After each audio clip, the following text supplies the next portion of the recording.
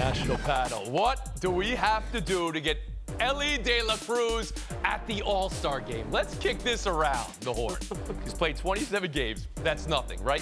But what he's done to the Reds season, and these highlights are everything. So last night, an ultimate highlight. Second inning, the Nats accused him of using an illegal bat. All was found out to be good. 2 at-bats later, to the moon. 455-foot missile. I say again, bring me the All-Star game. He doesn't need your All-Star game. No, you're right. All-Star the All-Star game needs him, Frank. That's what it is. De La Cruz missile. I like that. That's real good. When Nats manager Davey Martinez was upset last night, and he's upset every night, let's be honest, he asked us to look at an attachment on De La Cruz's bat. And we're all like, what? What does that even mean? Well, here's what it is. Major League Baseball allows sensor covers on bats now. Did you know that? Yeah, the bats that are in the minor leagues can even have sensors in them, but the sensor cover is a plastic shell at the bottom of the knob of the handle, and De La Cruz is comfortable with it now on his bat over the last couple of years. So they looked at it because it looked loose. They actually looked the handle up, and it's kind of cool how they look at it. They didn't find any cork or a trampoline. I don't know what was going to be under there. Who knows? But when all was done, 2 bats later, he lets it rip. 455 feet. He told the Mets to check the bat again. De La Cruz, quote, tell everybody that the knob is not the reason why I'm doing a good job. Frank, is it okay for the Nats to ask for a check? Is it okay for De La Cruz to strut it after the home run? Yeah, don't get so sensitive. There's nothing wrong with it, and he should take it as a compliment. Okay.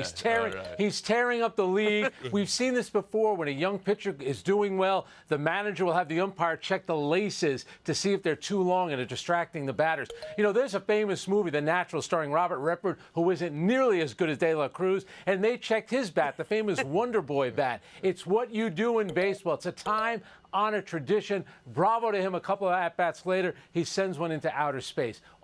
This is what makes baseball great. Harry Lyles Jr.?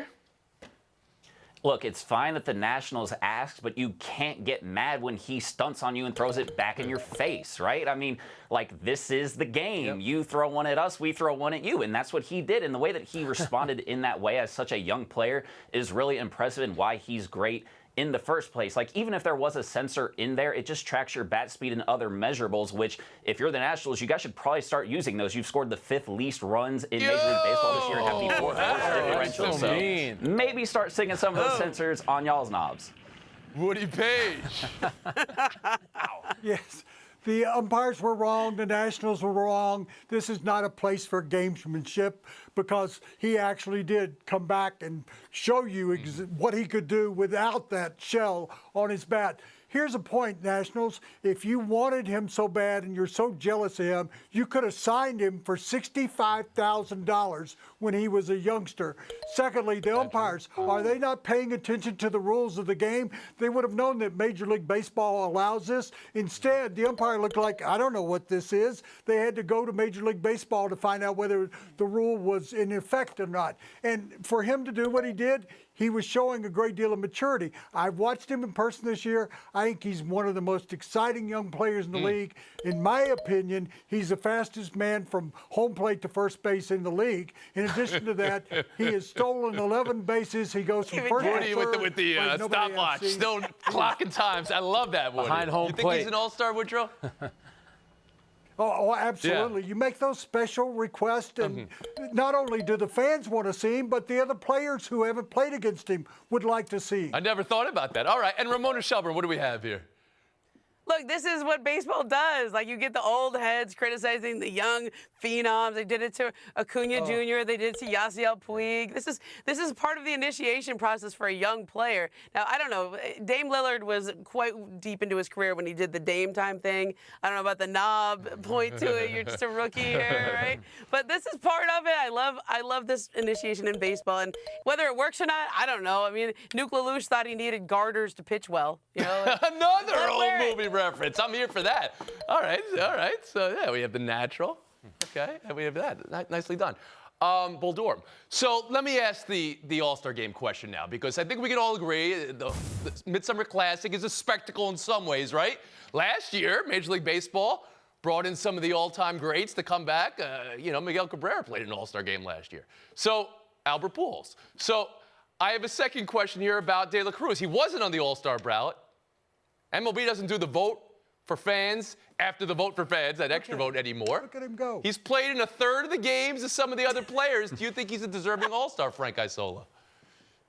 I think he is, and I think I think interleague play has taken a lot away from the All-Star game. And I get it. Some of the players may say, "Come on, you're going to let a guy in who's only played 26, 27 games," but he's going to help everyone in baseball. You're trying to get eyeballs on the game, younger people on the game. This is the kind of player that attracts younger people to baseball. And hey, remember another thing: he's impacting winning, which is also important. Put him in the game. Laos? Yeah, his team is largely relevant because of his production. And if you're Major League Baseball, the most eyes you're going to get during the year outside of the World Series and postseason is right now, when there's the least amount of sports going on and you have the floor basically next week. So if you're the game and you have one of your biggest stars, you need to put him on your biggest stage. Ramona Shelburne. I mean, a third of the season is not really enough to be an all-star, but they have injury replacements. I like David Bednar sending a case of beer to Clayton Kershaw because he was his injury replacement in the all-star. I saw that. Gotta find a way to make this happen. All right, so it's only through an injury replacement in your eyes, right? It's not through any special thing. Yeah, But it's unanimous I mean, you gotta- that in 27 games, De La Cruz has risen to all-star game for you guys. I'm surprised to hear that. We'll move on. The latest on Damian Lillard. Here we go, Ramona Shelburne. It was your report yesterday that the Boston Celtics could be interested. I want to sniff around there, but also Adrian Wojnarowski's report that Lillard only wants Miami, and Lillard's agent is telling any of the teams if they trade for him, they're trading for an unhappy player. Ramona, those are two opposite forces here, but I guess they're not mutually exclusive, right? So what's the play? Yeah. This is what is done in the NBA. The only player with a no-trade clause is Bradley Beal, and we saw how that played out. Giannis doesn't have one. Steph Curry doesn't have one. LeBron James doesn't have a no-trade clause. Because the idea is if you're a star and you express this idea, I will not be happy if you trade for me, that a team would not want to trade for you because it would be a public relations disaster. It would be uncomfortable for everyone involved. Plus, you don't want to give up a lot of assets for a player that is not going to play for you or doesn't want to play for you. So this is a stand-up to see how much muscle and how much heft Damian Lillard and his agent have here. I don't know that they can pull this off, but they're certainly trying. As far as the strategy, whether it's sound or not, to your report, that the Celtics could be it. Now, what are we talking about there? Because I think the Miami move, you could like Miami for a lot of reasons because they're a finals contender. Boston would be that too for Lillard. Yeah, I mean, the stated reason he wants to leave Portland is that he wants to go to a place where he can win. And Boston Celtics just went to the finals in the Eastern Conference Finals this year. So, the offer wouldn't be Jaylen Brown for Damian Lillard. It would be more like Robert Williams III, Malcolm Brogdon, some picks, some young players. Like, this is a great option if Damian Lillard wanted to play in Boston, but from what I understand, that's not a city he wants to go to or a team he wants to go to. Let's just see if Jason Tatum and Jaylen Brown can have a phone call behind the scenes, though. But it would be for Tatum, Brown, and Lillard to stay together if Boston makes a move. Brown would not be a sign and trade. No. Frank Isola, bring you in here on the strategy you're sensing from Lillard.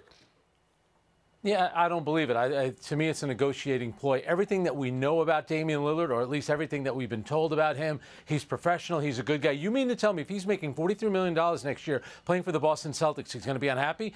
Kevin Garnett went there kicking and screaming. He loves it now in Boston. He's treated like a star. If he went to Philadelphia and played with Joel Embiid, the reigning MVP, he went to New York City and played at Madison Square Garden, I don't buy it for a minute. And if I were Dame Lillard, I'd be a little careful because the messaging on this, they've been behind on it, and he's hurting his image. He's going to get his money. We know that he's going to be playing basketball someplace next year. If he cares about his image, they should be careful with the way that they're doing this because right now I think he's hurting himself. Aaron Lyles Jr.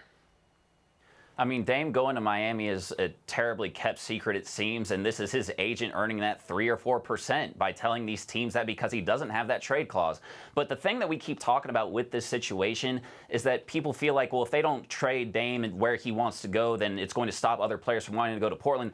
I don't think I believe that because I think the thing that outweighs that is this idea that Joe Cronin is in his first year with a couple months in as the Blazers GM. I don't think he's going to trade away one of the best Blazers of all time for less returns if you're that early into a job, especially if you don't have to. Like, this very much feels like Kevin Durant asking for a trade last July and the Brooklyn Nets not liking what they were getting until a team forced their hand in February. And so I could see them waiting this out if they have to. Woody Page.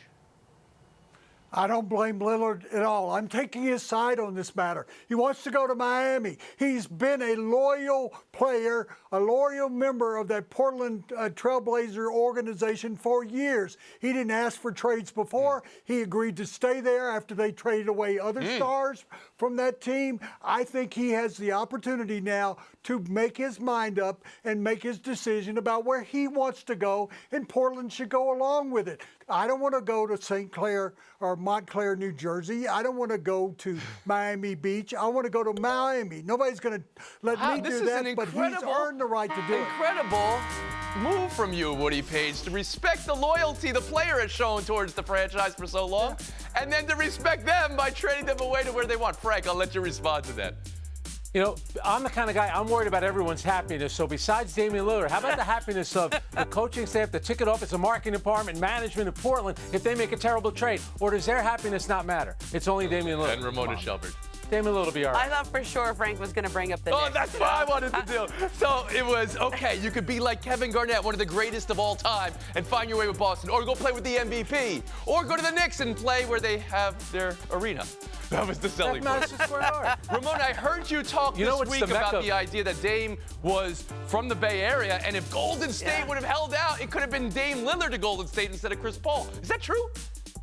Yeah, I mean, he had an interest in going home to play for the Warriors, but once they made that trade with Jordan Poole and Chris Paul, I think that took off the way that they could. Oh, man, you think they have think regrets? about making We'll move that on. happen. Buy or Plus, sell Dame makes next. a lot of money. They got luxury taxes. You think they want to redo on that? Do over.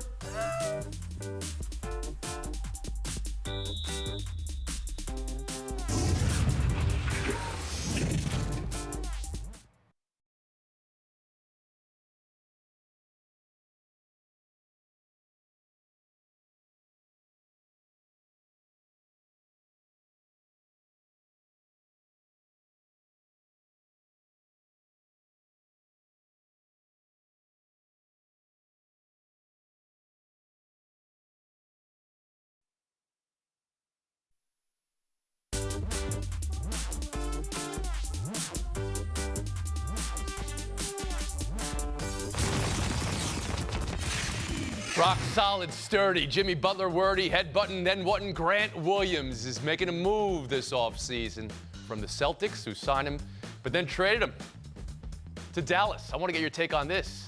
Boston undergoing real changes now. And the Mavericks, offseason, Irving, Grant Williams, Seth Curry. Today, news of the day, Portland matched Matisse Thybulle, so no go for Dallas there. Ramona, do you see this Grant Williams trade more about what the Mavs are doing or the Celtics are doing? I think this is about the Mavs because once they traded for Kyrie Irving, you knew that duo offensively of Luka Doncic and Kyrie Irving was going to be great, but defensively it was terrible around the perimeter, and they need somebody just like Grant Williams to help that lock in that defense. You know, somebody like Dorian Finney-Smith, like who they used to have. Woody Page. Ramona, the Mavs are an honorable mention kind of team in the Western Conference. Forget about that. This is about Boston. You got rid of the heart of the team, and now you're getting rid of one of your best defensive players who actually did a great job against Giannis 2 years ago. What are you doing getting rid of Grant Williams, too, when you could have kept him as part of the basis for what they were able to do in the last couple of years? No, this was a mistake. Harold Lyles Jr. It's about the Mavs. They're addressing one of their biggest needs. They're getting a 3-and-D player who has shot 40% from three-point range the last 2 seasons, and he's one of 11 players to guard guards, forwards, and centers on 750 half-court possessions or more, according to Second Spectrum. So if you're able to do that, that is the type of player that you need after, again, to Ramona's point, you traded away all the guys that could do that last year. Wow. Frank Isola. Eric. I love the fact that Grant Williams is now joining Luka Doncic, 2 of the all-time whiners in the NBA. And I would know nothing about Whoa, whining. now we've got the other side of the coin. As you know. Okay. But I will say this. I do think the Boston Celtics, there'll come a point next year where Celtic fans will sit around saying, man, we really miss the toughness of Marcus Smart and Grant Williams. Getting rid of role players like that on a team that made it to the finals last year, 1 game away this year, be careful. It is a move where they're often changing defense for offense. When, you know, they had some offensive struggles late in games for sure, but defense was kind of how this team was built. Very interesting. It's also for tax reasons they're doing it, too. Oh, to get back into a better space, yeah. Mid-season tournament in the NBA, let's open up the hood on that. We don't have all the details. They'll come out Saturday, but we do know all teams will participate in a randomly drawn group stage. There are 6 groups. Each team plays 4 games in groups, 6 group winners, 2 wild cards, make a knockout. That's single elimination to get to a Final Four, and then the Final Four play December 7th, and then the final game December 9th in Las Vegas. Woody, are you following this? Does this have you excited? Will this work? This is the worst idea I've ever seen covering basketball for the last Really? You mean that? 65, 70 years. Oh, yes. Oh, yeah. We're going to copy Europe. We pay no attention to European soccer. We're not going to pay any attention to this tournament. that's not- Who cares who wins it? And mid-season, December is the beginning of the season, not the middle of the season. Harry Lyles Jr.?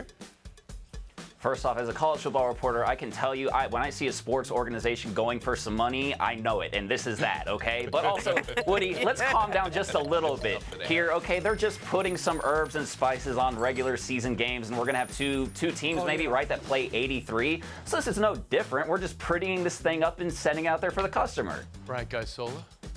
Yeah. Fast forward December 10th, Woody Page. We won the NBA championship. Denver won the play-in tournament. They're the best team in the league. It's the first year of it. It'll be fine. And the games count toward the regular season. I got no problem. Really? Okay. Well, Frank, so then you can hang this banner at your arena at Madison Square Garden if the Knicks you know win? what? It's funny you say that. I think Milwaukee accomplished something this year, having the best record over the course of the regular season. That should mean something. I get it. Now, Our sporting culture is the that it doesn't Commissioner mean Shield anything, or whatever it's but called. It should. Okay. And Shelburne. Yes. Hockey, the same thing. You know, we've quoted so many movies and shows. I'm gonna go with this one. Ted Lasso. In the last episode, you got Jamie Tart saying, you got Ted Lasso saying, "Wait, so we're in the Champions League, and if we win that, we go to the Premier League, and if we win that, we go to the championship tournament." What am I missing? Yeah, here? the other way around, Like, but yeah, people yeah. don't like change, okay? Like when I joined Around the Horn, Jackie McMullen said, "Hey, don't check the comments for like 6 months. People aren't gonna like any new panelists." So. Oh, let's give it some everybody. time. No. Yeah, you're saying people resist change, and this is change that they're going to. Okay. Yeah. Have players playing in games been a problem for your league over the last season or two? I think we all know the answer to that. Maybe this gets them to play more, maybe not. We don't know. Game. One more story here. Buy or sell 3, the New York Mets. They came back last night. Francisco Alvarez may be the most clutch player in baseball this year. The rookie catcher gets it done again late. And the Mets came back to beat the Diamondbacks 2-1. This is a run they're on, Woody. 4-0 in July. You believe in hope? No, not in this case. The Mets have a payroll that is about $350 million over the Miami Marlins. Guess who's ahead in that wild card race? They have no chance. They're playing awful. Their pitching staff is broken down and old. Give me a Frank, break. you're in New York. 4-0. Reason for hope here? Woody, repeat after me. Undefeated in July. Now, granted, I wish it were July 25th, but the way the season is, the way the schedule is set up, you know, a lot of teams make the wild card. They're not going to catch the Braves. They can get a wild card. Harry Lyles? Sorry, Woody. Yeah, this is about the wild card. They're certainly not going to catch the Braves, Woody, who are ahead of both of those teams that you mentioned. This is about winning the wild card. There's too much not gonna talent on catch this the team for them to Marlins. not give it a shot. Ramona Shelburne. You guys want to count all the teams that they have to catch? I'll count the teams that they're ahead of in the standings. There's 3 of them. They're only better than It's 3 July. teams. The Cardinals. Come on. Well, Frank, the Cardinals, haters. the Rockies. that's Undefeated not a in good July, list. not something now you can say for years. Defeated in July. Frank Isola. Thank you, Frank. Thank you, Woody. You guys can finish that conversation back there. Shelburne, Lyles, showdown next.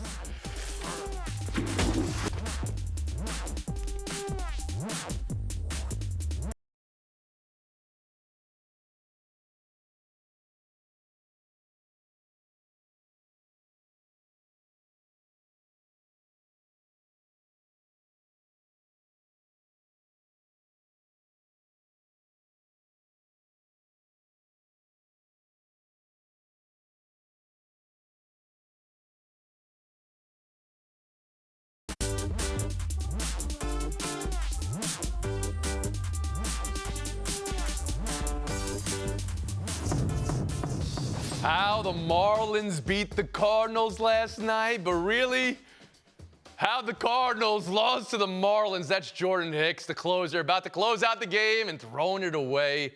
Here's the debate. Ramona, Is this more about the Marlins' year or more that this is not the Cardinals' year?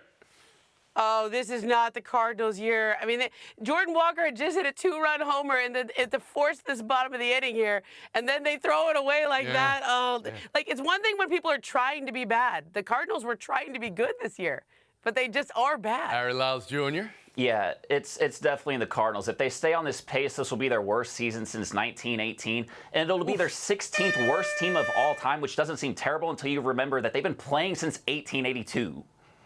You both seem a little bit happy about that. I'm gonna say that but I'll split the point. We'll move on. I'm just glad they have the best fans in baseball. Showdown 2, Neymar flopping. Not something that would surprise you. Neymar carded, also not out of the ordinary. And now this, Brazilian authorities noticing flopping in a man-made lake on his property and carded him $3.3 million. Illegal artificial lake taking river water is a breach of environmental regulations. Harry, is it worth the fine? Is it serious? What is this? It's not worth the fine. People in Atlanta can tell you man-made lakes are a terrible idea, but I've got a number for you, 62.2. That was the average temperature on Earth Monday, the hottest day ever recorded. Anytime you're committing an environmental infraction right now, it is awful for all of us. Not worth it. Oh, you were taking this so seriously. Neymar just wanted a place he could take a dive, okay? Somebody forgot to pay off the right guy here. Oh. I think this is very serious, too. I'm going to give the point to Harry Lyles Jr. and 30 seconds of FaceTime. So Twitter is sort of on a losing streak right now. People are trying to find out where they're going to go if this thing blows up. Are they going to go to Blue Sky? Are they going to go to Spill? Well, Threads opened up yesterday, and a lot of people jumped on that, and Kevin Durant took the time today to tweet on Threads with the burner, "Come find me." And somebody replied, "You don't think you're too grown to be acting like this?" And he said, "I lack maturity." I love the troll by Kevin Durant. It's perfect. Keep acting any way you want to on social media, my man. It's working for you. We're on a 23.5-hour break. See you tomorrow around the horn.